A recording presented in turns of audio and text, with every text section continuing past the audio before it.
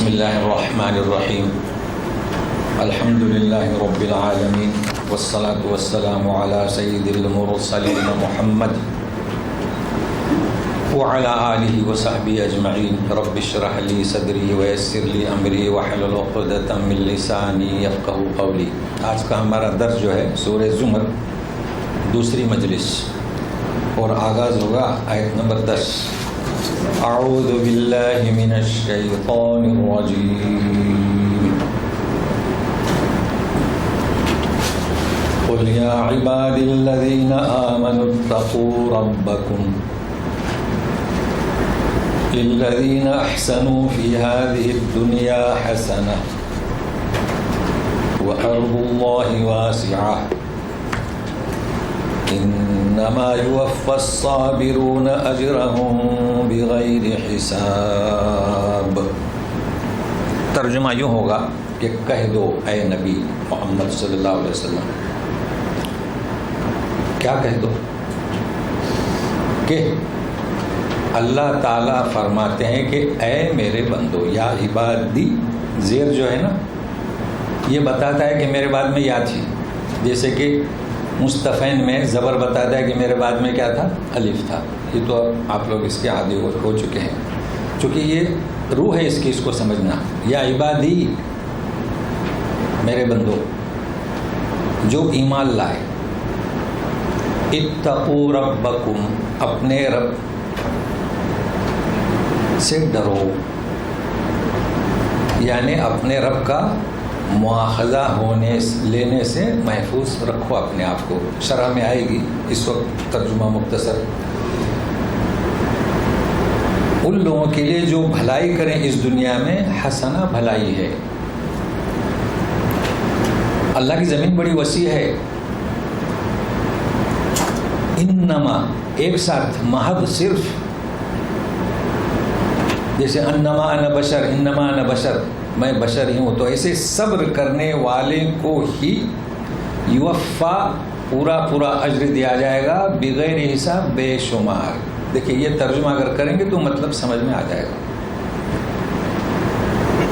اب یہ ترجمہ جو ہے ہم ایک سوالیہ طور پر کہ سورہ بقرہ میں ارشاد ہے 153 آیت میں، یا ایھا الذین آمنوا استعینوا بالصبر والصلاۃ، ڈائریکٹ مخاطب خطاب اے مومنو، اور ایسی کئی دفعے ہوا ہے، کبھی لوگوں سے یا ایھا الناس، لیکن مومنین کے ساتھ، لیکن یہاں انداز مختلف ہے۔ یعنی اے رسول کہہ دو کہ اللہ کہتا ہے کہ اے میرے بندو، تو یوں بھی ہو سکتا تھا نا کہ اے رسول میرے بندوں سے کہہ دو، یا کہ خود اللہ فرماتے کہ یا عبادی۔ تو فرق کیا ہے اس میں؟ دیکھیے یہی اس کا پس منظر ہے۔ ایک ماں اپنے بیٹے سے کہتی ہے کہ بیٹا امتحان قریب ہے، اچھی طرح پڑھائی کرو، کھیل کود بند کر دو، کہہ دیا۔ لیکن وہی ماں اپنے دوسرے بیٹے کے لیے کہتی ہے اس کے باپ سے، اپنے شوہر سے کہ ذرا اسے کہہ دو کہ امتحان قریب ہے۔ دونوں میں فرق ہوا۔ کیا فرق ہوا؟ پہلا بیٹے کے ساتھ اس کا معاملہ نارمل طبیعی، دوسرے بیٹے کے لیے کہاں جاتی ہے؟ اس کے ابو کے پاس، معاملہ نارمل نہیں، تھوڑی شدت ہے جی۔ تو اب اس کو سمجھ جائیں گے، اس کا پس منظر سمجھنا ہے۔ کیوں اللہ تعالیٰ فرماتے ہیں رسول کے ذریعے، اور وہ بھی نہیں کہ کہہ دو، نہیں یوں کہہ دو کہ اللہ تعالیٰ یوں فرماتا ہے۔ ہاں، اس کی وجہ یہ ہے کہ یہ سورہ مکی ہے، اور اس کا پس منظر یہ ہے کہ مکی دور میں جس وقت جو غریب مسلمان تھے ان کے ساتھ جو شدت برتی جا رہی تھی، یعنی جو تکلیف دی جا رہی تھی، غلاموں کو، کمزوروں کو پتھروں پر لٹایا جاتا تھا، اس وقت کا پس منظر ہے۔ تو ایسے وقت میں یوں کہا جا رہا ہے کہ مسلمان میرے بندوں سے کہہ دیں، سمجھائیں۔ اب غریب مسلمان تو بڑے بھی اس کے زد میں آ گئے۔ ظاہر ہے کہ ابوبکر صدیق رضی اللہ تعالیٰ عنہ، عمر رضی اللہ تعالیٰ عنہ، انہیں تو کوئی تکلیف نہیں دیتا تھا، مگر جو حالات تھے وہ بھی تو اس کے زد میں آئے نا. تو بڑے بھی تھے، چھوٹے بھی تھے، رئیس بھی تھے. شدت اور ایسی ہولناکی کا پس منظر تھا، ایسے وقت میں کہا جا رہا ہے. تو کیا کہا جا رہا ہے؟ نمبر 1، اب جو کیا کہا جا رہا ہے، یعنی میرے بندوں سے کہہ دو کہ اللہ فرماتا ہے کہ اے میرے بندو. رسول تو نہیں کہہ سکتا نا اے میرے بندو جی. تو وہ کیا کہا جا رہا ہے؟ بات کیا ہے؟ بات کیا ہے؟ اتقوا ربکم. کیا مطلب اتقوا ربکم؟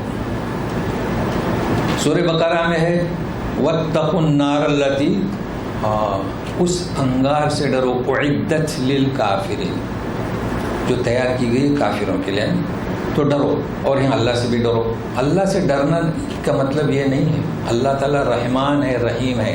تو اس کا مطلب کیا؟ اللہ تعالیٰ کے مواخذہ کرنے سے اپنے آپ کو بچاؤ. کیونکہ اللہ تعالیٰ جب مواخذہ کریں گے نا، ہماری گرفت کریں گے، تو مسئلہ درپیش ہوگا. تو اپنے آپ کو بچاؤ. یا اللہ تعالیٰ کا عذاب کا مستحق ہونے سے اپنے آپ کو بچاؤ. ڈرو یہ تو ترجمہ کر لیتے ہیں، یہ مراد نہیں. تو یہ بات کیا کہی جا رہی ہے؟ اب اس پر میں آپ کو اس کی روشنی میں کیا بتاؤں، کیا کہا جا رہا ہے؟ جانتے ہیں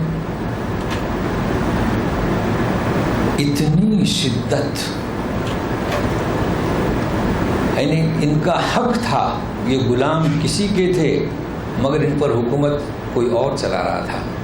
لہذا کوئی ایسا فعل، ایسی حرکت نہ کریں، بلکہ آپ ایمان لائے ہیں، یقیناً ستائے جا رہے ہیں، پھر بھی کوئی غلط عمل نہ کرنا کہ اللہ کا مواخذہ ہو. کیونکہ آپ مومن ہیں، آپ ایمان اسلام کے دائرے میں داخل ہوئے، وہ مومن نہیں ہیں. کیسا سبق دیا جا رہا ہے؟ اتقوا ربکم. دیکھیے ابوبکر صدیق کیا کرتے تھے؟ اس غلام کو خریدتے تھے اور آزاد کرتے تھے، مگر یہ نہیں کہ اس سے انتقام لیا جائے یا اسے سزا دی جائے. تو یہ حالات تھے. تو اتقوا ربکم. اب سنیے للذین احسنوا فی هذه الدنیا حسنہ. اور سنیے جو کوئی اس دنیا میں بھلائی کا کام کرے، اس کے لیے بھلائی، تو ظاہر ہے کہ بھلائی اس دنیا میں تو ہوگی، آخرت میں بھی ہوگی. جب ہم دنیا میں ہیں اور اس کے لیے بھلائی، تو جب اللہ کے پاس جائیں گے وہاں پر بھی بھلائی. لیکن یہاں جو میں بتلانا چاہتا ہوں وہ یہ ہے کہ حسنہ یعنی بھلائی، اور حسن کے معنی بھی بھلائی، نیکی. لیکن سورہ بقرہ میں اللہ تعالیٰ فرماتے ہیں، سورہ یونس میں 26 نمبر آیت میں ایسی آیت ہے للذین احسنوا الحسنى وزیادہ. تو وہاں پر بجائے حسنہ کے الحسنہ ہے. سورہ یونس میں ہم پڑھ چکے ہیں اس آیت کو.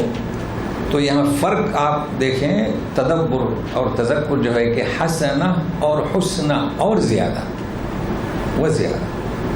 اور یہاں صرف اختصار کیا گیا حسنہ پر. یہاں اختصار اس لیے ہے کہ آگے حسنہ بھی آ رہا ہے اور زیادہ بھی آ رہا ہے.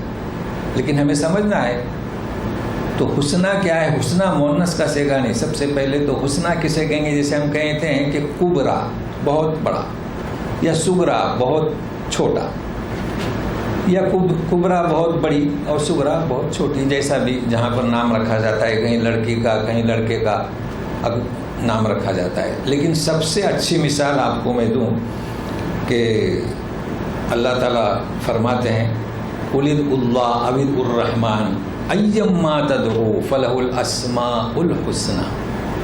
دیکھیں حسنہ کا لفظ آیا ہے کہ اللہ تعالیٰ کے لیے کیا حسنہ. اب ترجمہ یہی ہے اچھے نام. تو پھر حدیث شریف میں ہے، نبی کریم صلی اللہ علیہ وسلم فرماتے ہیں کہ قیامت کے دن اپنے اور اپنے باپوں کے نام سے پکارو جاؤ گے. فَأَحْسِنُوا أَسْمَاءَ أَبْنَائِكُمْ أَوْلَادَكُمْ، دونوں الفاظ ہیں. تو اپنے بچوں کے اچھے نام رکھا کرو. تو اچھے نام اور حسنہ میں فرق ہے. تو حسن میں حسنہ میں وہی فرق ہے جو اللہ تعالیٰ کے لیے لہ الاسماء الحسنہ. اور ہم اپنے اچھے نام رکھیں. کیا نام رکھیں؟ عبد الرحمن رکھیں, عبداللہ رکھیں, ایسے نام رکھیں جس میں بشارت ہے, جو بھی مناسب ہو. لیکن ہم اللہ تعالیٰ کے جو اچھے نام ہے اس سے آگے نہیں بڑھ سکتے, کیونکہ ہم منسوب, اگر آپ نے عبد الرحمن رکھا تو اللہ کی طرف منسوب. تو اللہ تعالیٰ کے جو نام ہے وہ اتم ہے, اکمل ہیں, اور ہمارے نام اچھے ہیں, اتم اور اکمل نہیں ہو سکتے. تو یہ فرق ہے یہاں کہ جو نیکی کریں گے ان کے لیے الحسنہ, یہ اللہ کا کرم ہے. تو کیا مطلب حسنہ کا؟ بہت اچھا اجر, بہت اچھی بھلائی, کہ جس کا کوئی, اس لیے کہ اللہ تبارک تعالیٰ ہمیں عطا کر. دیکھیے اللہ تعالیٰ کی صفت الحسنہ, تو جب اللہ تعالیٰ ہمیں اجر دیں گے تو اس سے بڑھ کر کوئی اجر دنیا میں کوئی بھلائی ہے؟ کوئی بھلائی نہیں. وہ زیادہ ہے کیا؟ مزید فضل. فضل کے معنی آپ جانتے ہیں کہ ہم اس کے حقدار نہیں تھے مگر اللہ تعالیٰ نے اپنے فضل سے دیا. تو حسنہ بہت اچھا اجر, بہترین اور بے شمار. اب یہاں پر حسنہ کے بعد یہاں بغیر حساب آ رہا ہے, لہٰذا یہاں حسنہ کی ضرورت نہیں تھی. تو آپ سننے کے لیے تیار رہیے, آپ بھلائی کرتے رہیے. لیکن اگر توحید پر کاربند رہنا ممکن نہ ہو, دیکھیے اس کا پس منظر جاننا ضروری ہے. پس منظر جاننا بہت ضروری ہے. اس وقت جو شدت اختیار کی گئی تھی, تو توحید پر کاربند ہونا ممکن نہ ہو تو اللہ کی زمین بڑی وسیع ہے. وَأَرْضُ اللَّهِ وَاسِعَةٌ, بڑی وسیع ہے. اس سرزمین سے چمٹے نہ رہنا جہاں اللہ کا نام نہیں لے سکتے. چھوڑ دیجیے, یہ زمین بھی میری اور دوسری زمین بھی میری. اس کائنات نے ساری جگہ بنائی ہے. لیکن یہاں تھوڑا لمحہ فکری ہے, غور سے میرے ساتھ میں رہیے. یہ کون سا پس منظر ہے؟ یہ وہ پہلی ہجرت ہے جو حبشہ کی طرف ہوئی, حبشہ کی طرف. دیکھیے جو, اس لیے کہ یہاں اللہ کا نام لینا, ان پر زمین تنگ کر دی گئی اور ان کو ہجرت کر گئے. سب سے پہلے اس کا پس منظر اور پھر ہجرت کے بارے میں ساتھ میں رہیے گا. قائد کون تھے؟ جعفر ابن ابی طالب تھے رضی اللہ تعالیٰ. لقب ان کا کیا؟ طیار. بہت کم لوگ جانتے ہیں. یہ قائد تھے. آپ بخاری کی پہلی جلد نکالیے, نجاشی کا جو قصہ ہے, جب قریش کے لوگ ان لوگوں کو واپس لینے گئے تھے تو انہوں نے جو مختصر سا لیکچر دیا تھا وہ ادبی دنیا میں اس وقت کے عربی ادب میں ادب کا شاہکار اس میں شمار ہوا. اس کے ساتھ ساتھ جو خطاب میں جو روحانیت تھی, اسلامی توحید اور اس کے تصور کا خلاصہ تھا. آپ جانتے ہیں اس حدیث کو, سب پڑھتے ہیں. کیا لیکچر دیا تھا. 7 سال وہاں رہے حبشہ میں. جب فتح خیبر کے موقع پر پھر ہجرت کر کے نکلے مدینہ منورہ کی طرف, وہاں بھی اپنے آپ کو بسایا انہوں نے. اور پھر جنگ موتا کے وقت شریک رہے. جانتے ہیں جنگ موتا کے قائد کون تھے؟ زید بن حارثہ. شہید کر دیے گئے. تو جھنڈا انہوں نے اپنے دائنے ہاتھ میں اٹھایا, ہاتھ کٹ گیا, بائنے ہاتھ میں اٹھایا, وہ بھی کٹ گیا, شہید ہو گئے. کیا فرمایا نبی کریم صلی اللہ علیہ وسلم نے؟ استغفروا لأخیکم, استغفروا لقائدکم. یہ حدیث کے الفاظ تو آپ عادی ہو چکے ہیں. فإنہ شہید, یعنی مغفرت چاہو اپنے بھائی کو, اپنا قائد اس کے لیے مغفرت طلب کرو, اس لیے کہ وہ شہید ہو چکے. اور کیا فرمایا, کہاں گئے؟ یطیر فی الجنت, اب وہ جنت میں پرندوں کے پیٹوں میں وہ اڑ رہے ہیں. اس وجہ سے کیا نام رکھا اس کا؟ طیار. یہاں ہمارے کہتے ہیں پائلٹ کہتے ہیں نا, جہاز چلانے والے کو عربی میں کیا کہتے ہیں؟ طیار. اس وجہ سے لکھنے والے اور بولنے والے جعفر ابن ابی طالب تو وہاں کیا لکھتے ہیں؟ طیار رضی اللہ عنہ تو کہتے ہیں. تو اس مناسبت سے میں اور بھی کہہ دوں, اور ایک جعفر نام کے مشہور امام ہیں. تو حقیقت اس کی آپ جان گئے نا کہ اگر آپ کہیں گے طیار تو یہ نام کس نے دیا؟ نبی کریم صلی اللہ علیہ وسلم. آپ لکھ سکتے ہیں, کہہ سکتے ہیں, اور رضی اللہ عنہ تو اپنی جگہ پر ہے، وہ تو اللہ کا دیا ہوا نام ہے. لیکن دوسرے جو ہیں جعفر، ان کے ساتھ ایک ہے امام، دوسرا صادق، اور باقر بھی ان کا نام ہے. اس لیے کیا حقیقت ہے اس کی؟ دیکھیے، فی نفسی وہ شخص جو ہیں ان کا فقہ پایا جاتا ہے. جس طریقے سے 4 فقہ ہیں اس طریقے سے فقہ جعفریہ موجود ہے. آپ پڑھنا چاہیں تو پڑھ سکتے ہیں. جس طرح فقہ حنفی ہے، شافعی ہے، وہی ہے. اب ہمارے لوگوں نے جیسے شدت اختیار کی تو ان لوگوں نے شدت اختیار کی، باقی فی نفسی و فقہ پڑھنے کے لائق ہے. لیکن یہ 5ویں امام شیعہ کے تو ان کی ذات سے نہیں. اب انہیں امام کس نے قرار دیا؟ شیعہ نے. کیسا امام قرار دیا؟ اللہ کے برابر بٹھا دیا. تو فرق ہے نا، ایک ان کی ذات، جیسے عیسیٰ ابن مریم فی نفسی ایک ان کی ذات، اور جو انہوں نے اللہ کا بیٹا قرار دیا، دونوں میں فرق ہے. تو صادق انہیں کیوں قرار دیا؟ یہ ان کا خطاب کیسا ہے؟ اب ہم لوگ عادی ہو چکے. وہ اس طرح ہے کہ ان کا دعویٰ ہے کہ ان کے پاس جو علم تھا ابوبکر صدیق سے کوئی نسب نہیں تھا، ان کا علم ابوبکر صدیق سے ملتا تھا. دیکھیے فرق ہوا نا. تو ہمیں چاہے کہ ہم کہیں کہ جعفر. اچھا امام کہہ سکتے ہیں، چونکہ امام تو امام ابو حنیفہ بھی ہیں، شافعی بھی ہیں، تو امام جعفر کہنے میں کوئی حرج نہیں، یا باقر کہنے میں حرج نہیں. تو یہ بھی آپ کو یعنی نوٹ کر لینا چاہیے. اور دونوں جعفر مختلف ہیں. اب تیسرے پر آتے ہیں. تو معلوم ہوا نا کہ جعفر طیار نبی کریم صلی اللہ علیہ وسلم کا دیا ہوا نام ہے، اور جعفر صادق یہ لوگوں کا، اور وہ بھی غلو ہے. اچھا تیسرا آپ لوگوں نے سنا ہوگا حضرت علی اور کیا کرم اللہ وجہ. یہ کیا کرم اللہ وجہ؟ اللہ تبارک تعالیٰ نے ان کے لیے کیا نام دیا؟ رضی اللہ عنہ. تو یہ بھی شیعہ اور رافضیوں نے جس طریقے سے جعفر صادق کو لقب دیا صادق کا، اسی طریقے سے حضرت علی کو انہوں نے لقب دیا. اچھا اب ہمارے یہاں امام کہتے ہیں اکثر نام امام علی. تو امام علی اصل میں نکلا ہے وہیں سے، لیکن کسی خلیفہ راشد کو امام کہنے میں کوئی حرج نہیں، لیکن اصل کیا ہے؟ رضی اللہ عنہ. لہٰذا خیال رکھیں کہ حضرت علی رضی اللہ تعالیٰ عنہ کو بجائے کرم اللہ وجہ کے کیا؟ رضی اللہ عنہ.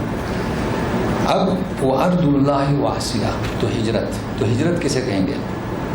ہجرت نام ہے کہ اگر کوئی سرزمین تنگ ہے، اللہ کا نام نہیں لے سکتے، تو ساری سرزمین اللہ کی بنائی ہوئی ہے. دیکھیے اس وقت کی بات تھی.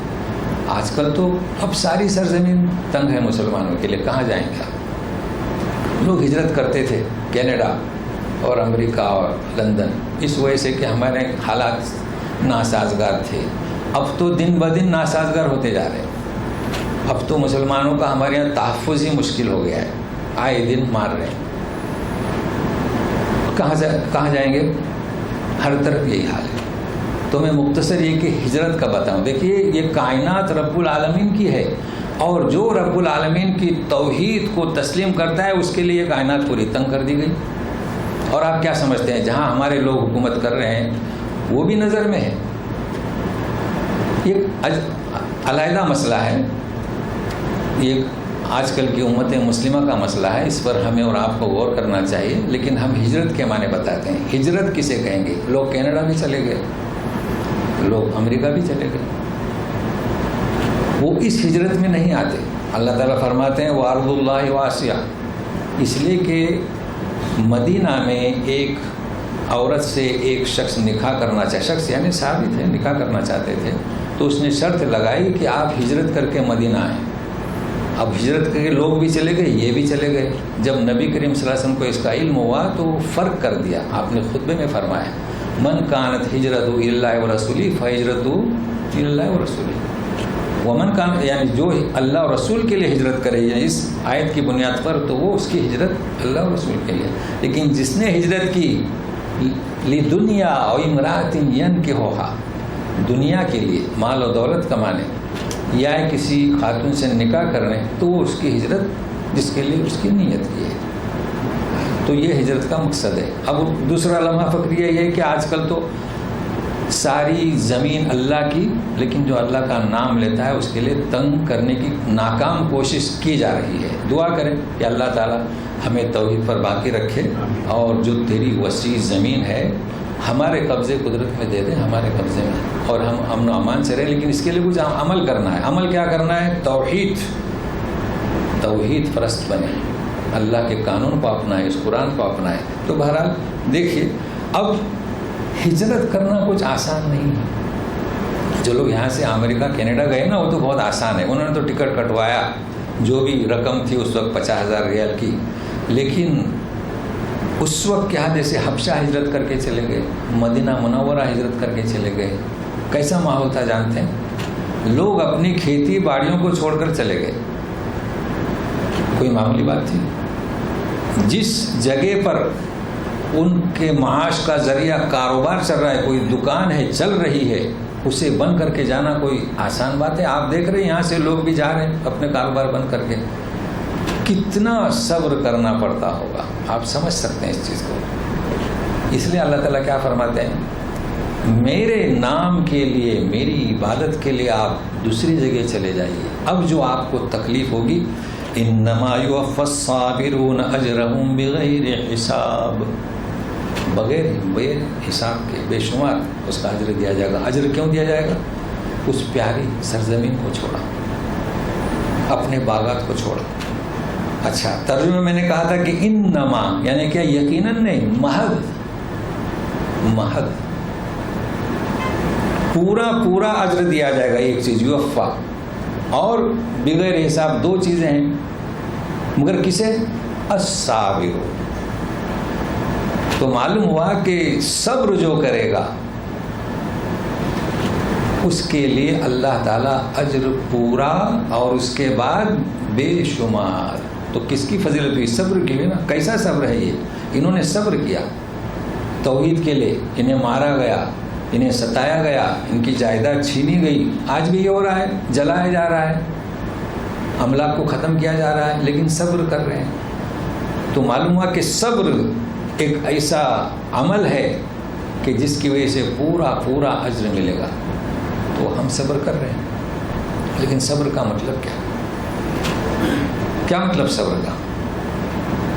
صبر کا مطلب ایک تو یہ ہوتا ہے کہ ہم انتظار کر رہے ہیں. یہی مطلب ہوتا ہے نا، جیسے انہوں نے انتظار کیا کہ کب حالات وسیع ہوں گے. ایک تو یہ صبر کا مطلب ہے. دوسرا صبر کا مطلب یہ ہے کہ ہمارے جو اموال ہلاک کر رہے ہیں، ہم اس پر صبر کریں گے. ساری صبر کے معنی میں آتے ہیں. صبر کے معنی بزدلی نہیں، بلکہ انتظار. ایسا نہیں ہے کہ ہمارے پاس طاقت نہیں، قوت نہیں، چلیے اور ہم بھیڑ گئے، لڑ گئے. ایسا نہیں ہے، بلکہ صبر کے معنی کا انتظار. لیکن ہمارے لیے انتظار کیا ہے؟ ہمارے لیے انتظار یہ نہیں ہے. ہمارا انتظار کیا ہے؟ ہم رجوع ہو جائیں اللہ تبارک تعالیٰ کی طرف. تو انما یوفی الصابرون اجرهم بغیر حساب. تو اس آیت میں پھر میں دوبارہ اس کا اعادہ کروں کہ اللہ تبارک تعالیٰ کا بڑا پیارا انداز ہے کہ کہہ دو اے میرے بندو. بڑا پیارا انداز ہے، بندے سے ہمیں نوازا جا رہا ہے. میں نے فخر کرنا چاہیے. اتقوا ربکم، اللہ تعالیٰ مواخذہ کریں گے تو آپ اپنے آپ کو اس سے محفوظ رکھیں، بچائیں. جی، اور بھلائی جب بھی آپ کریں گے تو حسنہ، اور اگر اس میں آپ میں صبر کا مادہ ہے تو بغیر حساب. تو حسنہ اور حسنہ و زیادہ اور سب آ گیا. اور ہجرت کا مسئلہ تو آپ جانتے ہیں. اب ہجرت کیا، کیسی ہجرت کرو گے، کہاں جاؤ گے؟ ایک لمحہ فکریہ ہے. بلکہ ضرورت کس بات کی ہے؟ صبر کی، ثبات کی، اللہ کی طرف رجوع کی، استغفار کی، یکجائیت کی. ہم آپس میں ملیں، ہم آپس میں بٹے ہوئے ہیں. ہماری نمازیں ایک دوسرے کے پیچھے نہیں ہوتی. ہم سب مسلمان ہیں لیکن مذہب کو دیواریں بنا دی ہم نے. تو یہ لمحہ فکریہ دیتے ہوئے آئندہ اگلی آیت شروع کر رہا ہوں. قل انی امرت ان اعبد اللہ مخلصا لہ الدین وامرت لان اکون اول المسلمین قل انی اخاف ان عصیت ربی عذاب یوم عظیم قل اللہ اعبد مخلصا لہ دینی. سنیے ترجمہ. کہہ دیجئے رسول، مجھے حکم دیا گیا کہ میں صرف اپنی اطاعت کو اللہ کے لیے خالص کر دوں. دیکھیے گزشتہ آیت میں بھی گزر چکا مخلص اللہ الدین. اب یہ دوبارہ. اور مجھے حکم دیا کہ میں سب سے پہلا مسلمان. اب یہ ترجمہ کر رہا ہوں، جو یہاں پر لوگ کنفیوز رہتے ہیں تو اس کی وضاحت ہوگی، ساتھ میں رہیے. اور میں تو اس بات سے ڈرتا ہوں کہ اپنے رب کی نافرمانی کروں تو عذاب بڑے دن کے عذاب سے. اور کہہ دو، اعلان کر دو. دیکھیے اوپر ہے اعبد اللہ، وہی ہے، یہ صرف اللہ پہلے لایا گیا. اللہ اعبدو مخلصا لہ دینی، کہ اپنی اطاعت کو اللہ کے لیے خاص کر دو. دیکھیے جب لیکچر میں کوئی 3 دفعے کہتا ہے نا تو ہم اسے عیب سمجھتے ہیں. کبھی کبھی کوئی لیکچر میں ایک بات کو ڈبل کہہ جاتے ہیں جذبات کے تحت. اگر کوئی بات بہت اچھی ہے لیکن 6 بارہ 4 بارہ تو وہ جذبات میں حدیں توڑ جاتے ہیں. لیکن قرآن شریف میں جو بار بار تکرار ہوتی ہے اس سے اس کا حسن دوبالا ہوتا ہے. یہی وہ قرآن کا اعجاز ہے. اب آپ جب تفسیر دیکھیں گے آخر مطلب کیا ہے اس کا کہ بار بار آ رہا ہے، تو سنیے بار بار کیوں آ رہا ہے، کیا مطلب اس کا. گزشتہ آپ جان چکے ہیں کہ دین کسے کہتے ہیں. دین یعنی عملی طریقہ. شرع لکم من الدین ما وصی بہ نوح، یعنی دین کیا ایک طریقہ ہوتا ہے، اس میں سے اللہ تبارک تعالیٰ نے شریعتیں بنوائی موسوی عیسوی اور نبی کریم صلی اللہ علیہ وسلم. تو اللہ کی جو اطاعت کرنا ہے اسی طریقے کے مطابق اور خالص، یہ گزشتہ بیان ہو چکا.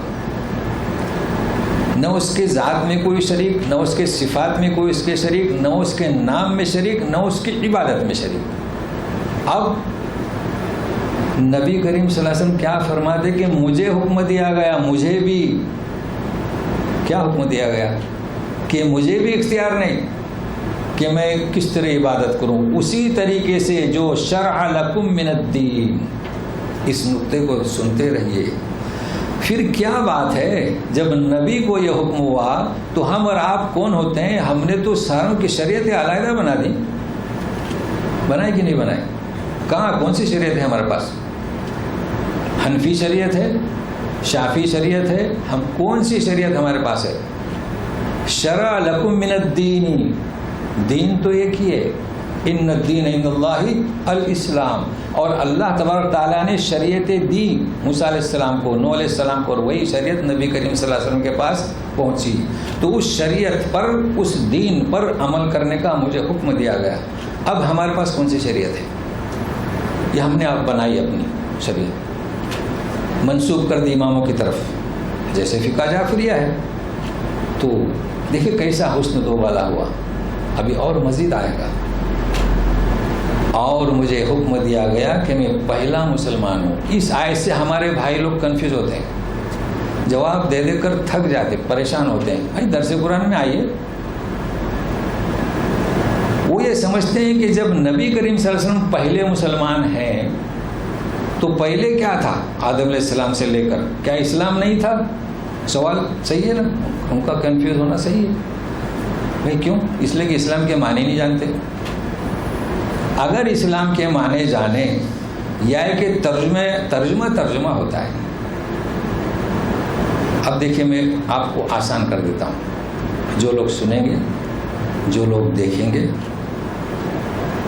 آپ جانتے ہیں کہ اللہ تبارک تعالیٰ نے آدم علیہ السلام سے لے کر جو دین نازل کیا اس کا نام کیا؟ الاسلام. صرف ہمارا نہیں. تو پھر یہ کیا مطلب اول المسلمین؟ اگر ابراہیم علیہ السلام کہتے ہیں انا اول المسلمین، ہے نا، ابراہیم علیہ السلام بھی یہی فرماتے ہیں. نبی کریم صلی اللہ علیہ وسلم بھی یہ فرماتے ہیں اول المسلمین، اس لیے کہ ہم نے اسلام کا معنی نہیں جانا. ہم مسلمان ہیں، افسوس کہ ہم نے اس کے معنی نہیں جانے. نبی کریم صلی اللہ علیہ وسلم فرماتے ہیں المسلم من سلم الناس بیدی و لسانی. مسلمان کون؟ کہ لوگ اس کی زبان اور ہاتھ سے محفوظ رہیں. ٹھیک ہے، اس کا نام اسلام. اور ایک اسلام کو کیا کہ غیر مسلم کلمہ پڑھ کے دائرے اسلام میں داخل ہو جائے. تو پھر اسلام کے معنی کیا؟ اللہ تعالیٰ فرماتے ہیں الذین آمنوا صلوا علیہ. درود شریف پڑھو. درود شریف یعنی کیا؟ دعا کرو رسول کے لیے اللہ سے. یہی معنی ہوئے نا صلاۃ کے. وسلموا تسلیما. تو ترجمہ کیا کر دیا؟ خوب سلام پڑھو زور زور سے. ہاں، سلموا تسلیما کے یہ معنی ہوتے ہیں. اپنے آپ کو سپرد کرو. اب دیکھیے اللہ کے رسول فرماتے ہیں میں نے جو باتیں آپ کو بتائی، جو مشرکین انکار کر رہے ہیں، مجھے یہ حکم ہے. اب دیکھیے اس آیت سے جڑیے. مجھے یہ حکم ہے کہ میں اسی دین سے، اسی شریعت سے اللہ کی عبادت کروں، اور مجھے یہ حکم ہے کہ سب سے پہلے فرما برداری میں ہی کروں. اول المسلمین. اب کوئی اعتراض ہوگا؟ اب کوئی کنفیوژن ہوگا؟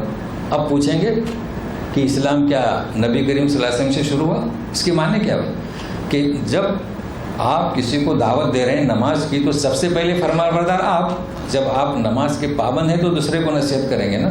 تو جو بھی شرک سے بچنا، اللہ کے معاوضے سے اپنے آپ کو محفوظ رکھنا، جو میں آپ کو اطلاع دے رہا ہوں، خبر کر رہا ہوں، سب سے پہلا فرما بردار کون؟ میں. ٹھیک ہے، مسلمین بھی ترجمہ صحیح ہے، لیکن یہ اس کے معنی نہیں ہے. اچھا پھر کہہ دو انی اخاف. کون کہہ رہا ہے؟ رسول اعلان کر رہا ہے. غور سے سنیے، رسول اعلان کر رہا ہے کہ مجھے ڈر ہے ان عصیت ربی، میرے رب کی اگر میں نے نافرمانی کی تو عذاب یوم عظیم، بڑے دن کے عذاب سے. اللہ، کہاں گئے ہم لوگ؟ یہ کب آ رہا ہے درس؟ اس کے پہلے کیا سنا تھا؟ اولیاء بنائے تھے نا اولیاء جی. تو اولیاء کی ہم نذرانے اس لیے کرتے ہیں لیقربونا الی اللہ زلفا، تاکہ اللہ کا کہ تک ہماری رسائی کر دیں. یہی پڑھا تھا نا. تو اللہ کے رسول فرماتے ہیں مجھے ڈر ہے. تو یہ تمہارے اولیاء کون ہیں جنہیں ڈر نہیں تمہاری رسائی کریں گے؟ اس سے بڑھ کر پیغام کیا ہے؟ کہاں گئے تمہارے اولیاء؟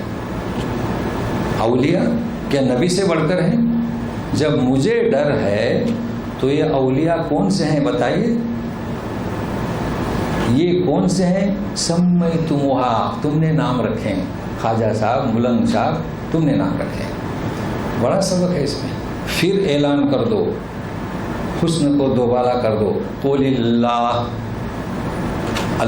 اعبد مخلصا لہ دینی، میرے اس طرح کے کار کو، میری اطاعت کو اللہ کے لیے خالص کر دوں. اب آپ بتائیے کہ ہمارے پاس کون سی شریعت ہے؟ کیا نام اس کا؟ عجب حالت ہے مسلمانوں کی، ڈٹے ہوئے رہتے ہیں. کم سے کم مسجد میں آنے کے بعد تو دیکھیے بھول جائیں، عبادت کریں. اس طریقے سے امام نماز پڑھاتا ہے بہرحال. لیکن سنیے، پھر اعلان کر دو. یہ جن کے پاس جو اولیاء ہیں نا، ہمارا ذہن جاتا ہے مشرکین کے پاس. ان کے پاس بھی تھی مورتیاں ان کے پاس تھی.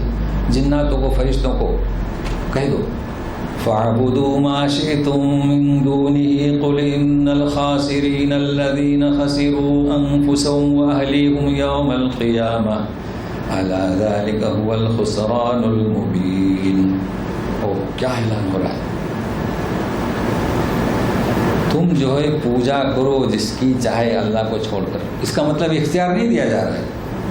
جیسے کہ باپ بیٹے سے کہتا ہے جا تجھے جا جو کرنا ہو کر. باپ کہتا ہے کہ اس جگہ نہ جا، یہ عمل نہ کر. بیٹا ضد کرتا ہے تو جا. اس کا مطلب ہے کہ اسے اختیار نہیں دیا، بلکہ ایک انداز ہے چھڑکنے کا، ناراضگی کا. تو تمہیں جس کی چاہے پرستش کرے. مگر سنو، اولیاء کی پرستش کرنے والوں، کہہ دو یہ بھی کہ خسارہ پانے والے وہ لوگ ہیں جو اپنے آپ کو اور اپنے اہل و عیال کو قیامت کے دن خسارے میں ڈالیں.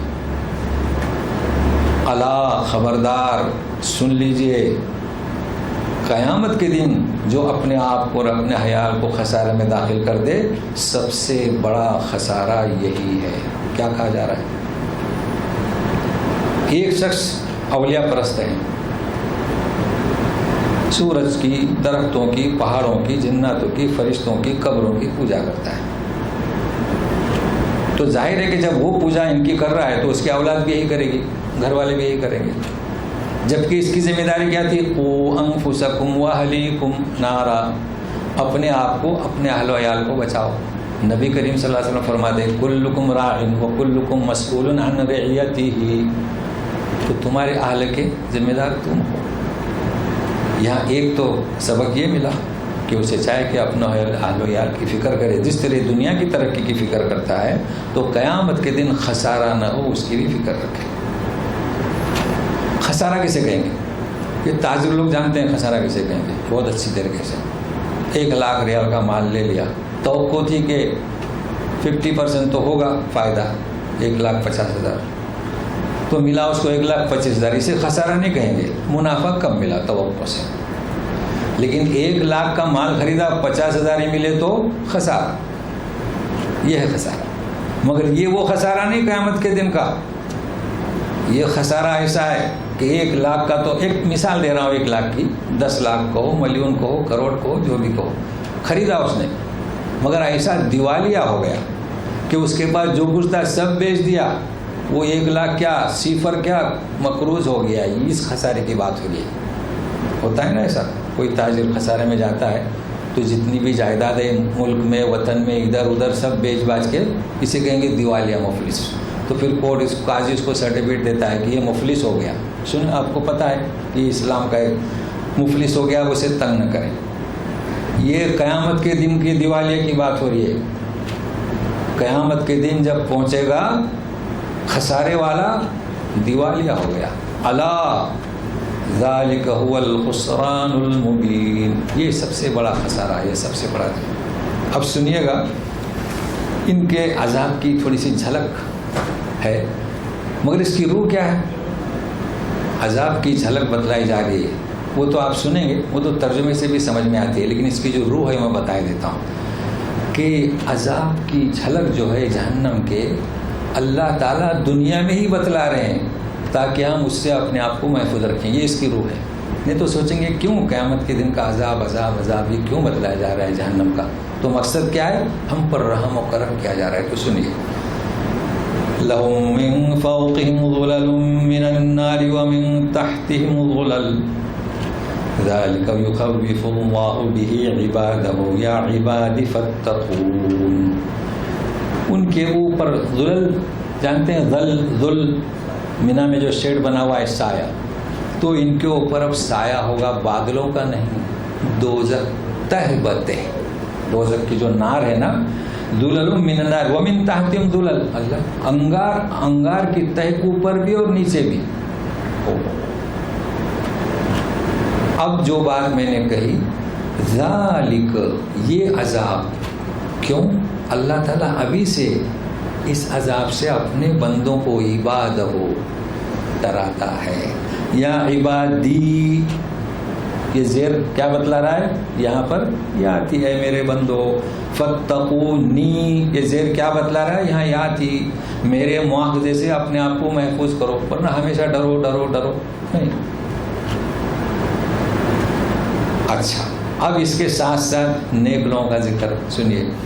والذین اجتنبوا الطاغوت ان يعبدوها وانابوا الى الله لهم البشرى فبشر عباد. اور جو لوگ بچتے ہیں طاغوت سے, کون, یہ مسلمان, کہ اس کی پرستش کریں اور رجوع کرتے ہیں اللہ کی طرف, ان کے لیے بشارت. فبشر عبادی, عبادی میرے پیارے بندوں کو بشارت دو. اب اس میں ایک لفظ کو سمجھنا ہے, طاغوت کسے کہتے ہیں. طاغوت کہتے ہیں کسے جانتے ہیں, قرآن سے بتاؤ. انا لما طغى الماء حملنا لكم في الجارية. طاغوت کسے کہتے ہیں. سمندر میں موجیں کھیلتی ہیں, آنکھ مچولی کرتی ہیں, ایک موج کو تھپیڑے مارتی ہیں. کتنا سندر سنہرا منظر ہوتا ہے. سمندر کے کنارے کھڑے رہیے گا. کبھی کبھی آتی ہیں وہ طاق میں 3, 5, 7 بڑی بڑی موجیں آتی ہیں, آپ دیکھ کے ڈر جائیں گے. سمندر میں سفر کیے ہوں گے نا, لیکن اس کا منظر کنارے سے بڑا خوبصورت لگتا ہے. کیوں خوبصورت لگتا ہے جانتے ہیں؟ اس لیے کہ وہ سمندر کی حد کے اندر ہیں, اس لیے خوبصورت لگتا ہے. وہی موجیں اگر باہر نکل آئے محلوں میں, اسے کہتے ہیں طغى الماء. طغیانی اردو میں لفظ استعمال ہوتا ہے, اسی سے طاغوت. اب یہ سرکشی پر اتر آئی موجیں جو کھیل رہی تھی نا, باہر نکل آئیں گی. تو اللہ تعالیٰ فرماتے, دیکھیں میں نے قرآن کی ڈکشنری بتا دی. نوح علیہ السلام کے وقت میں جو طوفان آیا تھا, لما طغى الماء, جب اس میں طغیانی آ گئی تو ہم نے تمہیں کشتی پر سوار کر دیا. تو کیا مطلب طغا کا؟ اپنی حدوں کو پار کر دے. بندہ ہے, ہر چیز کا محتاج ہے, دھوبی کا محتاج ہے, بھنگی کا محتاج ہے, اور کہتا ہے کہ انا ربکم ربکم, جیسے فرعون. اور دنیا میں اسے تھوڑی سی حکومت ملی، تھوڑی سا اقتدار مل گیا تو لوگوں پر ظلم کرنے لگا، اس کا نام ہے طاغوت، شیطان طاغوت۔ تو اگر طاغوت جو شخص اللہ تبارک تعالیٰ کے سوا کسی اور کی پیروی کرنے کر مجبور کرے وہ طاغوت، اپنی پوجا کرنے پر مجبور کرے وہ طاغوت۔ تو طاغوت تو آپ جان چکے ہیں، طاغوت۔ تو ایسے طاغوت سے اب بچنا اور اس کی پرستش نہ کرنا۔ آج دنیا بھر میں بڑے بڑے طاغوت ملیں گے آپ کو، ہمیں حکم ہے کہ طاغوت سے بچیں۔ تو طاغوت سے بچیں گے اور اللہ کی طرف توجہ دیں گے تو لہم البشریٰ۔ اب طاغوت کی کیا میں شرح کروں؟ کلام پاک میں مسئلہ موجود ہے، اور مسئلہ ہم کہاں سے لیتے ہیں؟ دوسری شریعت سے۔ کیا اس کا نام طاغوت نہیں؟ کیا یہ طاغوت سے کم ہے؟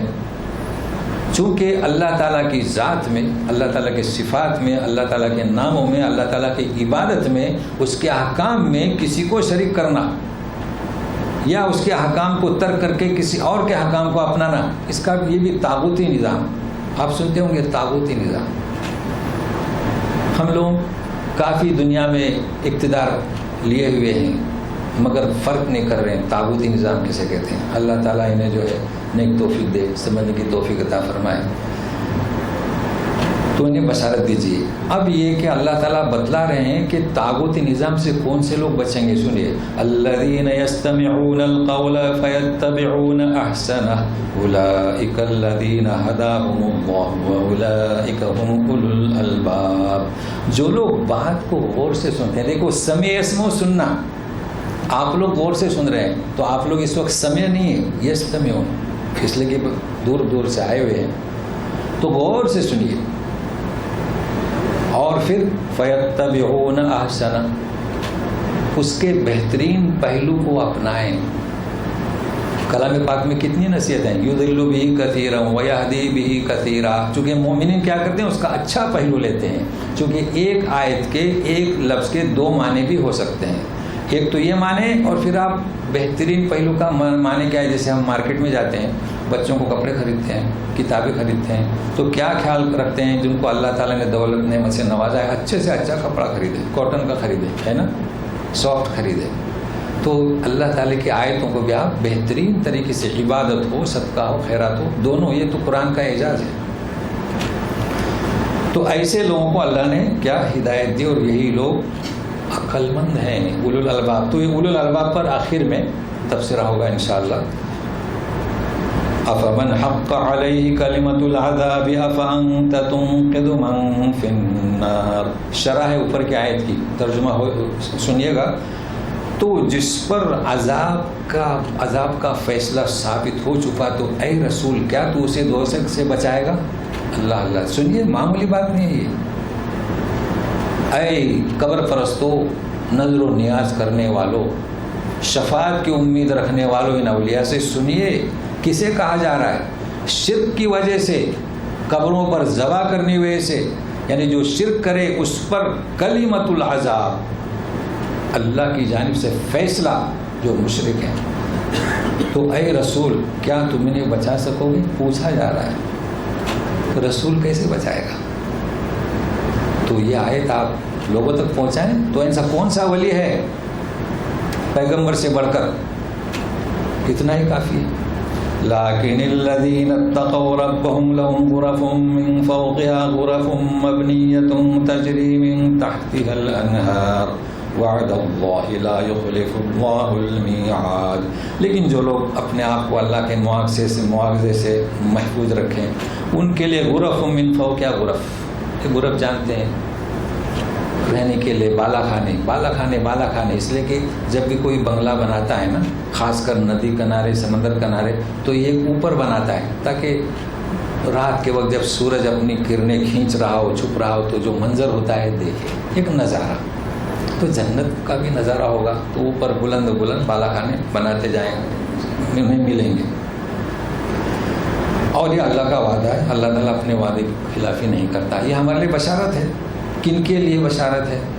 یجتنبوا الطاغوت، طاغوتی نظام سے بچیں، اللہ کے نظام کو اپنائیں، قرآن کو اپنائیں، احادیث صحیحہ کو اپنائیں، اور بھروسہ اللہ پر کریں، ذی عقل والے بنیں، اولو الالباب. اس کو بھی یاد میں رکھیے، اس کو یاد میں رکھے گا. سنیے بھی، الم تر ان اللہ انزل من السماء ماء فسلكه ينابيع في الارض ثم يخرج به زرعا مختلفا الوانه ثم يهيج فتراه مصفرا ثم يجعله حطاما ان في ذلك لذكرى لأولي الالباب. آج کے درس کی آخری آیت ہوگی، چونکہ دو باتیں بتانا ہے. ایک تو یہ اولی الالباب، آپ دیکھ رہے ہیں بار بار آ رہا ہے، کلام پاک کے حسن کو دوبالا کر رہا ہے.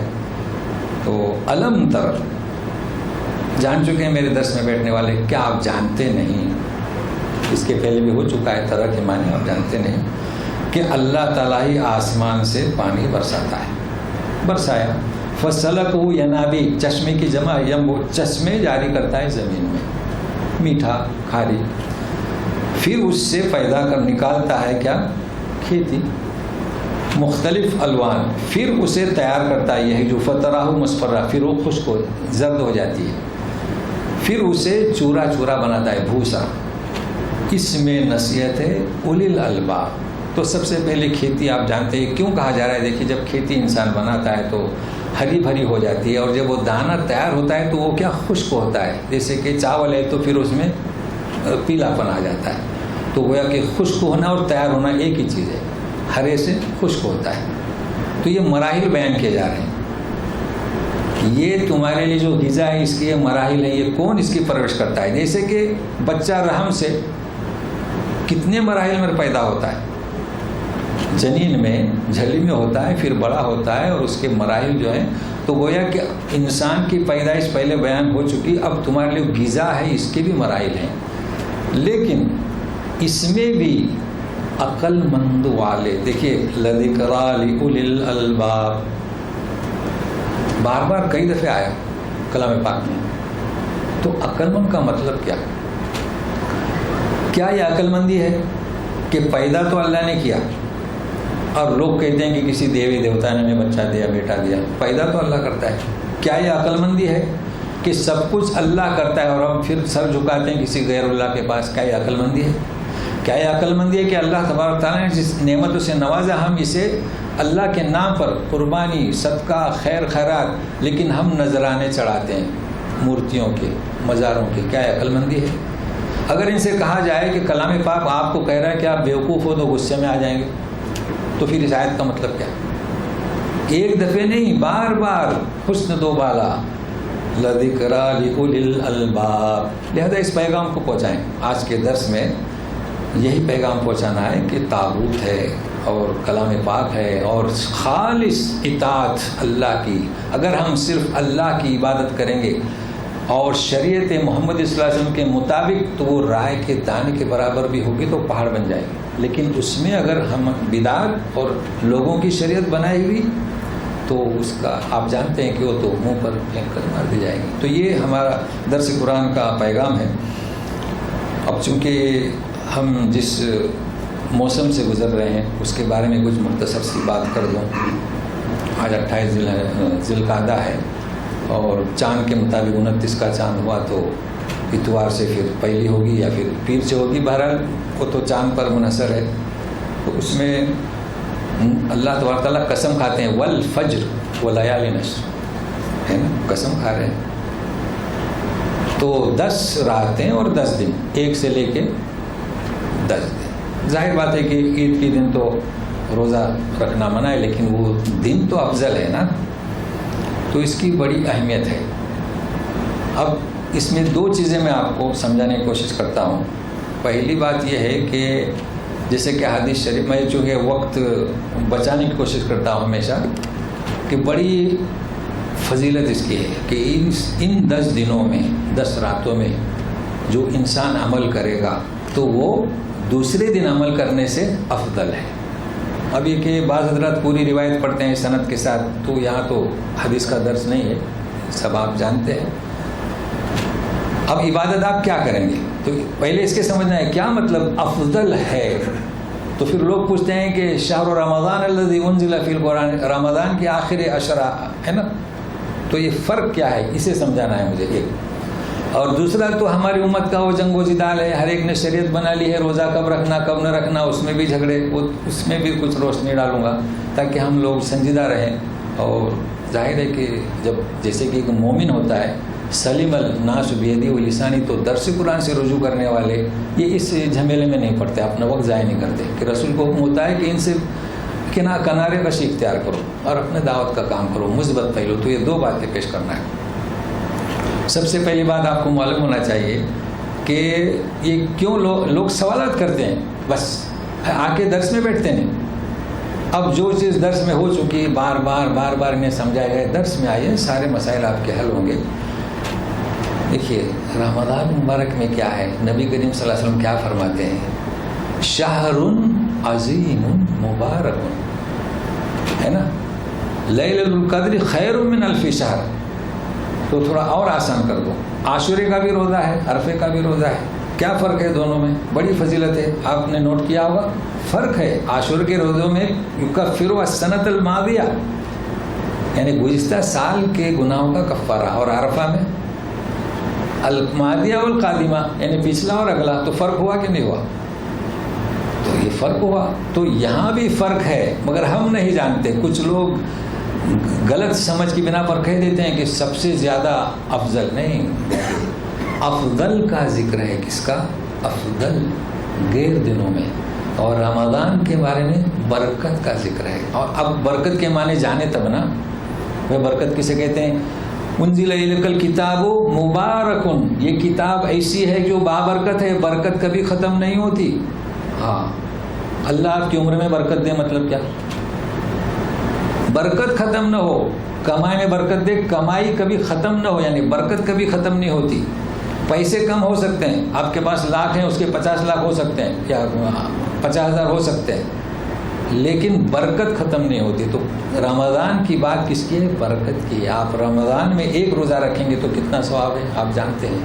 تو اس فرق کو محسوس سامنے رکھیں اور غلط بیانی سے کام نہ لیں. جیسے کہ کوئی نبی کلیم اللہ ہے، کوئی خلیل اللہ ہے، تو یہ افضل ایام ہے اور رمضان کے بابرکت ایام ہے. تو یہ فرق نوٹ کر لیجیے. اب رہا سوال کہ روزہ کب رکھیں. جی یہ تو بڑا مسئلہ ہے. دیکھیے فرض روزہ کوئی رکھے یا نہ رکھے، آپ بھی تو اسی دنیا میں ہیں جس زمین پہ ہم رہتے ہیں. ہم نے دیکھا رمضان شریف کے وقت میں جب کوئی مہمان آتا ہے، چائے پیتا ہوں، مطلب ہے کہ چائے پئیں گے. اچھا، اب آپ کو نظر نہیں آ رہا ہے بھائی کیوں؟ نہیں، وہ روزہ نہیں رکھتے. اچھا، تو رمضان شریف کے مہینے میں مہمان آتا ہے، چائے پلاتے ہیں اسے، کیوں؟ وہ روزہ نہیں رکھتے. اور بس ایک نفل روزے کے بارے میں جھگڑا، وہ 9 کو رکھتا ہے کہ 8 کو رکھتا ہے کہ 10 کو رکھتا ہے. کیا بات ہے؟ بات کیا ہے؟ کیا بات؟ جو لوگ رمضان شریف کے مہینے میں لوگوں کو ان کے روزہ رکھنے کی وجہ سے چائے پانی پلاتے ہیں، وہی لوگ سب سے آگے جھگڑتے ہیں، آج آپ کا روزہ یا کل رکھا آپ نے. ہاں، کیا بات ہے؟ کیسا شیطان اچک گیا؟ تو میں بتاتا ہوں اصل میں ہوا کیا. ہم لوگ بھی بچپن میں اس کا علم ہی نہیں، چونکہ اس وقت تو اتنا میڈیا پھیلا ہوا نہیں تھا کہ ایک دن کم ہوتا ہے. بھائی حج ہو گیا، اب لوگ عام طور پر کتابیں اور ہیں اور آ کر مشاہدہ کرنا اور چیز ہے. اب میڈیا کی وجہ سے پتہ چلا کہ عرفے کا دن سمجھو آج یہاں پر ہے تو 1 دن کے بعد ہمارے یہاں ہوتا ہے. یہ اب پتہ چلا لوگوں کو، ہے نا، فرق ہوتا ہے 2 دن کا 3 دن کا. تو آج تک تو چلا رہا تھا، ہم اپنے حساب سے روزہ رکھتے تھے عرفے کا. جدہ کی سرزمین پر آپ جانتے ہیں نام، یہاں پر بڑا شور تھا، ربانی صاحب کا اور توصیف رحمان کا نام جانتے ہیں. ان لوگوں نے شروع کر دیا کہ روزہ جو ہے جس وقت عرفات کے میدان میں لوگ بیٹھتے ہیں اس وقت روزہ رکھیں. یہ انہوں نے شروع کیا اور یہ چل پڑا. اب اس کی مخالفت ہوئی. ظاہر ہے کہ مخالفت جو ہوئی وہ کنہوں نے کیا آپ جانتے ہیں، جن کی شریعتیں اماموں کی طرف منسوب ہیں، انہوں نے مخالفت کی. لیکن اس وقت اور ایک تیسری جماعت آ گئی، مقبول احمد سلفی طائف، اور ایک صاحب ہیں ڈاکٹر عباسی غالباً نام ہے ان کا. ان کی آواز دیکھیے، ان کی آواز دیکھیے. حالانکہ یہ بھی سلفی ہیں اور وہ اہل حدیث ہیں، فرق اتنا ہے دونوں میں. وہ جن کا ذکر کیا مقدم وہ اہل حدیث ہیں اور یہ سلفی ہیں. اور سلفی اہل حدیث کا تو فرق آپ جانتے ہیں، نہ جانتے ہوں تو اشارہ کریں تو بتائیں گے. اب انہوں نے ان کا یہ ہے کہ نہیں، جس دن عرفہ اپنے اپنے ملک میں ہو اس دن روزہ رکھیں. سمجھ رہے ہیں نا؟ تو یہ اب 3 گروپ ہو گئے. اب کیا کریں؟ ایک چوتھا گروپ ہے. وہ کون سا؟ اس چوتھے گروپ میں شامل نہ ہو. تم نے کل روزہ رکھا، آپ کا روزہ ہی نہیں ہوا، یہ گروپ اس گروپ میں شامل نہ ہو. وہ کل رکھیں، آج رکھیں. بھائی سب سے بہتر یہ ہے کہ آپ یہ 9 دن کے روزہ رکھیں. بات ختم ہو گئی. 8 بھی آ جائے گی، 9 بھی آ جائے گی. تو مسئلہ سمجھ رہے ہیں نا کہ یہاں جھگڑا کس بات کا ہے کہ عرفہ، پہلے تو عرفہ کسے کہتے ہیں؟ عرفات میں عرفے میں فرق ہے. یوم عرفہ اسے کہیں گے جس دن لوگ عرفات کے میدان میں بیٹھے. یہ اگر معنی آپ جانیں گے نا تو آپ کے سمجھ میں آسانی سے آئے گا. عرفات اور عرفہ ایک نہیں. جس روز اس عرفات کے میدان میں لوگ بیٹھیں گے اسے کیا کہیں گے؟ عرفہ. اس دن حج. اب ایسا کیوں فرمایا نبی کریم صلی اللہ علیہ وسلم نے؟ کیونکہ حج کرنے کے بعد یہ بھی ہو سکتا ہے کہ ہم جس دن بیٹھے عرفات میں وہ 9 نہیں تھی، 10 تھی. ہو سکتا ہے کہ نہیں؟ ہو سکتا ہے نا. تو تاریخ کا مطلب عرفہ نہیں. جس دن بیٹھے حج ہو گیا. اس کو بھی نوٹ کر لیا، حج ہو گیا. اور ایسا ہوتا ہے. تو اب نتیجہ یہ نکلا کہ آپ کا دل جس پر مطمئن ہے آپ روزہ رکھیں. ایک گروپ بندی تو ہوتی رہے گی. البتہ آپ کے یہاں بلڈنگ میں، عمارت میں جو ہیں لوگ روزہ رکھتے ہیں، آپ محسوس نہ ہونے دیں نا. وہ کل رکھتے ہیں، آپ آج رکھیں، آپ 2 رکھیں.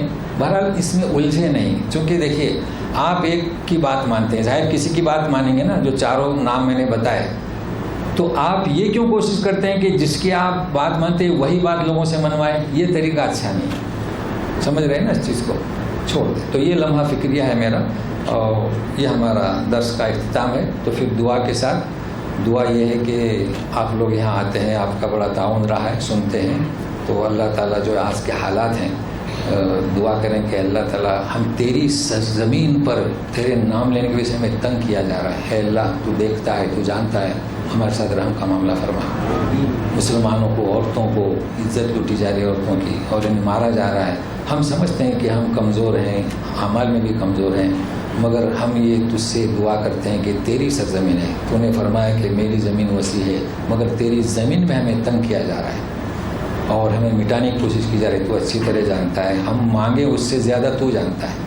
تو خاص کر ہم یہی کہیں گے کہ ہمارے مستورات کی حفاظت فرما، اور بوڑھوں کی حفاظت فرما، اور نوجوانوں کو بھی ان کو ترقی کرنے کی راہ ہموار کر دے. برحمتک یا ارحم الراحمین. اعوذ باللہ من الشیطان الرجیم. الم تر ان اللہ انزل من السماء ماء.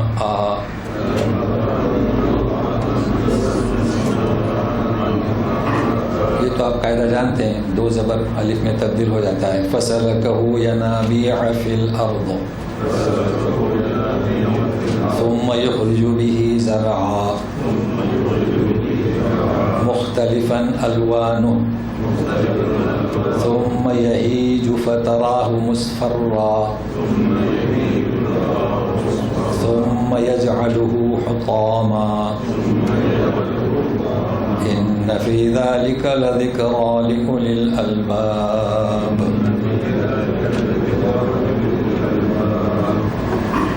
جی سنیے گا، ساتھ میں رہیے. ہاں سلفی اور اہل حدیث بتا دیتا ہوں. ان کا سوال آیا ہے، آپ اس کو بند کرتے ہیں. سلفی اور اہل حدیث، اچھا یہ جاری رہے، کوئی بات نہیں، یہ ہم نے بند کریں. دیکھو سلفی اور اہل حدیث انہوں نے فرق پوچھا ہے. پھر مجھے ایک بات کہنا ہے، اس کا بھی یاد دیں. تو سلفی اور اہل حدیث میں فرق ہے. سلف کسے کہیں گے؟ پچھلے لوگ ہے نا.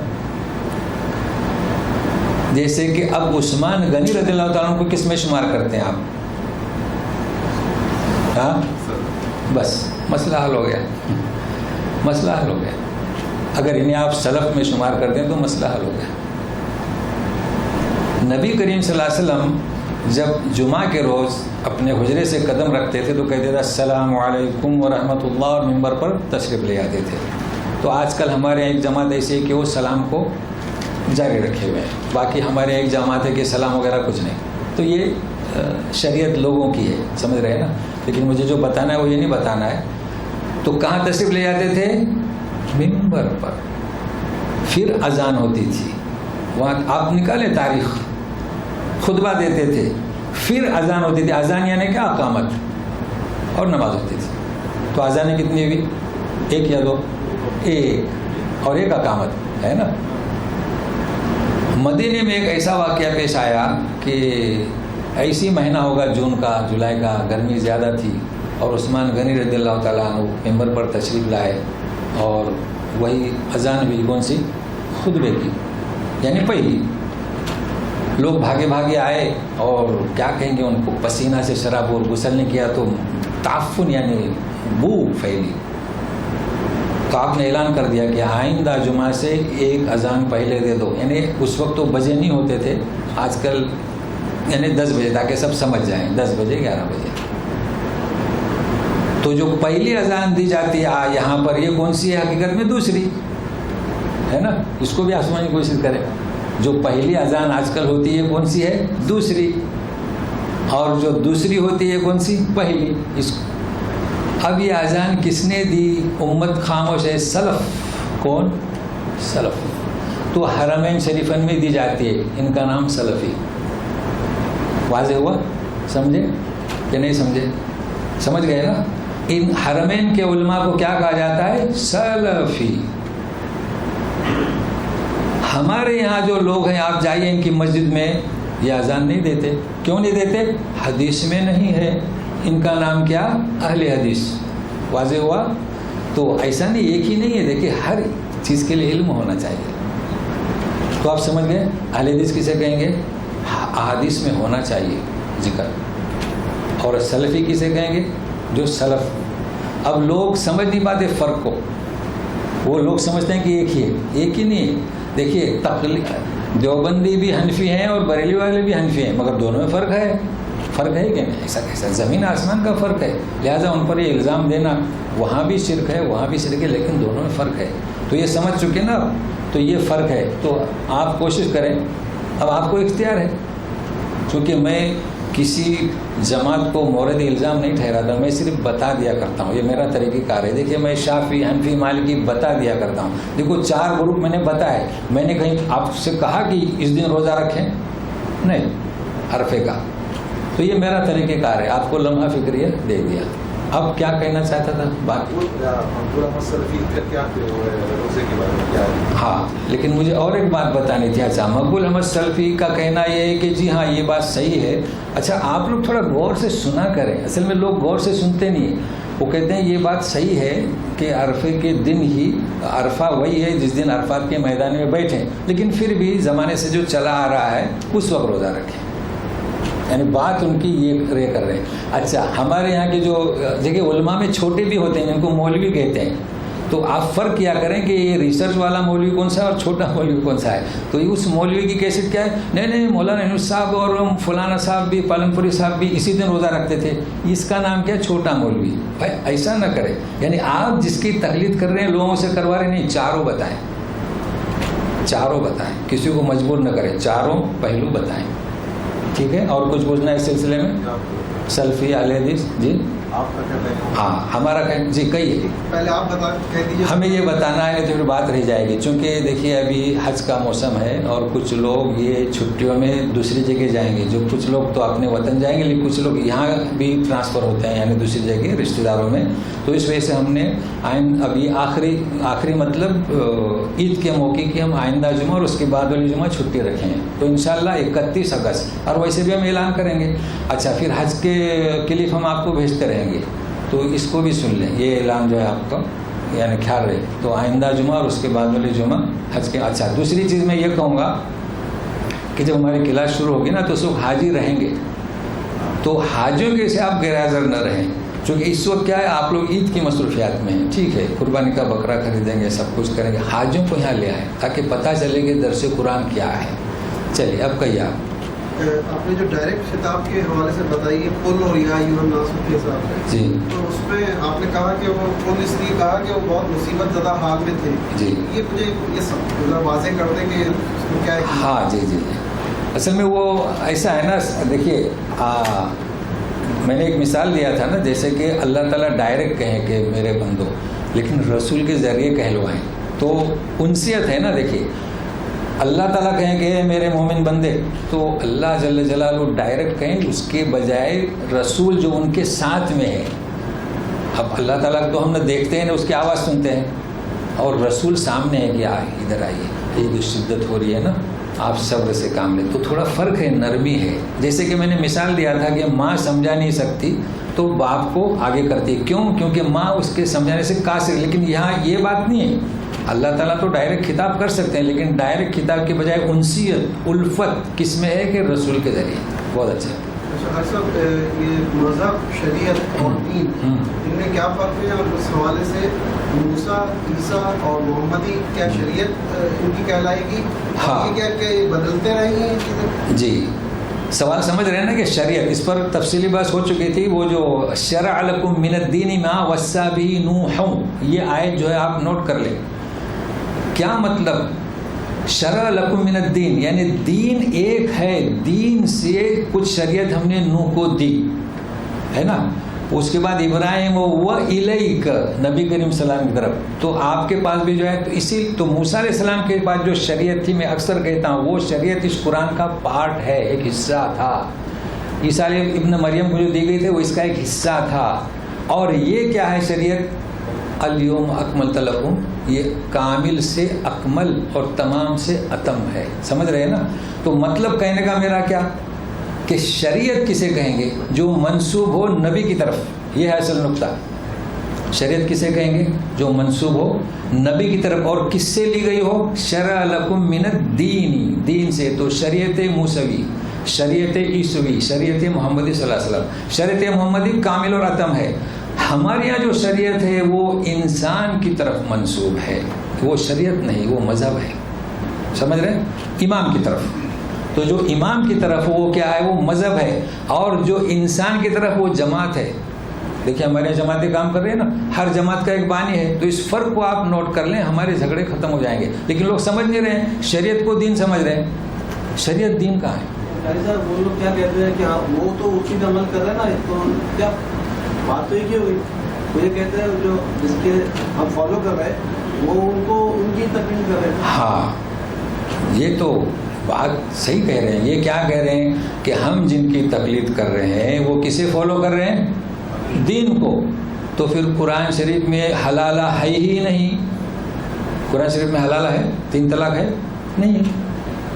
تو پھر آپ کی شریعت کون سی ہے؟ میں نے دیکھیے وہ نکالیں حلال ہے کیا. ایک طلاق کا ذکر ہوا ہے، طلاق مرتان، ایک طلاق دے دو. ایک طلاق کے بعد 1 ماہ گزر جائے، ماہ سے مراد ایام خاص، پھر دوسری دے دو، پھر 2 ایام خاص. کتنی ہو گئی؟ 2. فَإِمْسَاكُمْ بِمَعْرُوفٍ أَوْ تَسْرِيحٌ بِإِحْسَانٍ. اب تم اسے چاہے روکو چاہے چھوڑ دو. تو چھوڑنے سے کیا ہوگا؟ 4 مہینے کے بعد پچھتائے تو پھر صرف تجدید نکاح. نکاح کو کیا رینیول کر لو بس. انکتو کا زوجتو کا 500 روپے مہر یا 5 روپے جو بھی. وارننگ فَإِن طَلَّقَهَا، 3 طلاق کا ذکر نہیں ہے. وارننگ، مثال، سپوز اگر تم نے کہیں غلطی سے تیسری طلاق دے دی تو سنو، فلا تحل لک، اب تمہارے لیے وہ لوٹ نہیں سکتی، نہ تجدید نکاح نہ رینیول. حتیٰ تنکح زوجا غیرہ، یہاں تک کہ اتفاق سے کوئی اس سے شادی کر لے، پھر اتفاق سے وہ بیوہ ہو جائے یا اتفاق سے وہ طلاق دے دے تو تمہارے لیے حلال ہو سکتی. تو حلالہ کہاں ہے؟ اس میں حلالہ ہے؟ بتائیے حلالہ ہے. تو ہم فالو کس کا کرتے ہیں؟ فقہ حنفی کا، فقہ شافعی کا. یہ 2 میں ہی حلالہ ہے. تو کہاں قرآن شریف میں حلالہ کہاں ہے؟ کیوں؟ ان کا یہ کہنا ہے. وہ تو آپ کہہ رہے ہیں نا یہ تو معمولی بات ہے. میں جو کہہ رہا ہوں نا یہ بات سن لیجیے، یہ تو معمولی بات ہے کہ وہ ان کا فالو کرتے ہیں. نہیں، ایسا نہیں ہے. جیسے میں آپ سے کہہ رہا ہوں تو آپ مجھے کیا جواب دیں گے؟ اچھا تو آپ ابو حنیفہ سے زیادہ سمجھتے تھے شاید کا مطلب. ہاں کیا کہیں گے؟ تو آپ ابو حنیفہ سے نہیں، ابو حنیفہ ہی زیادہ سمجھتے ہیں. تو آپ ایسی قوم کے سامنے کیا علاج ہے؟ پڑھیں ترجمہ کیا ہے. کسی سے پوچھیں کہ قرآن شریف میں کہاں ہے 3 طلاق، لکھ کر نہیں دے گا. کسی سے پوچھیں مدرسے میں کہ حلالے کا ذکر کہاں ہے، نہیں دے گا. ہاتھ کانپیں گے. وہ کیا کہیں گے؟ شریعت میں ہے، ہماری شریعت میں. ہمارے یہاں کیا رٹ لگائی جا رہی ہے؟ شریعت. شریعت بتاؤ نا کون سی ہے. تو واضح ہوا نا شریعت کیا. جماعت کسے کہتے ہیں؟ آپ جانتے ہیں یہ جماعتیں بنی ہیں، تبلیغی جماعت اسلامی اہل ہند کے بانی ہیں. تو یہ واضح ہو جائے. چلیے اور کچھ اور ہے نا مغفرت والی جو بات آتی ہے جی گنہگار ہے تو مغفرت ہوگی یا مغفرت دعا کرتے ہیں ایک گناہ ہے تو پتہ ہے معاف ہو گیا یہاں علیہ السلام جو ہے ظفر تیار ہوتا ہے کہ جنت کے لیے لیکن ساتھ میں یہ کریں گے اس کے لیے مغفرت کرو یہ مغفرت کا تصور ہمارے ذہن میں کچھ اور ہے ہاں کہ سے کچھ اور مطلب سامنے آتا ہے جی تو مغفرت کا جو ہوتی کیا چیز ہے یہ کیا کیوں نے کہا جنتی شخص کے لیے کیا مغفرت کرو ہاں ان کا سوال تو سمجھ گئے نا تو اس کے لیے میں کلپ بھیج دیتا ہوں تو کہ تفسیر کے مغفرت کیوں تو اچھا رہے گا سوال ان کا یہ ہے کہ مغفرت اب جنتی ہیں اڑ رہے ہیں ان کے لیے بھی مغفرت تو انشاءاللہ آئندہ چونکہ وقت بھی ہو رہا ہے ہاں چلیے تو یاد رہے گا نا انشاءاللہ یہ اعلان بھی ہو گیا اور سب سمجھ میں آ گئی بات ہے چلیے آتے رہیے ایسے